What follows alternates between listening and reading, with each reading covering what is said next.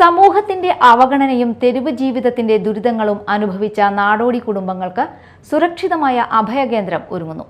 മതിലകം പൊക്ലായിയിൽ താമസിച്ചിരുന്ന 5 നാടോടി കുടുംബങ്ങൾക്കാണ് സ്വന്തമായി വീടെന്ന സ്വപ്നം യാഥാർത്ഥ്യമാകാൻ പോകുന്നത്.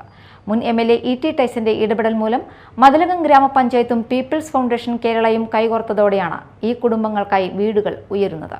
ഓരോ കുടുംബത്തിനും വീടിനും സ്ഥലത്തിനുമായി 6 ലക്ഷം രൂപ വീതം മതിലകം പഞ്ചായത്തിലൂടെ സംസ്ഥാന സർക്കാർ അനുവദിച്ചിരുന്നു. സ്ഥലത്തിനായി സർക്കാർ അനുവദിച്ച 10 ലക്ഷം രൂപയും സ്ഥലം സൗജന്യമായി നൽകിയ പീപ്പിൾസ് ഫൗണ്ടേഷൻ കേരള തന്നെ വീടുകളുടെ നിർമ്മാണത്തിനായി വിനിയോഗിക്കുകയായിരുന്നു.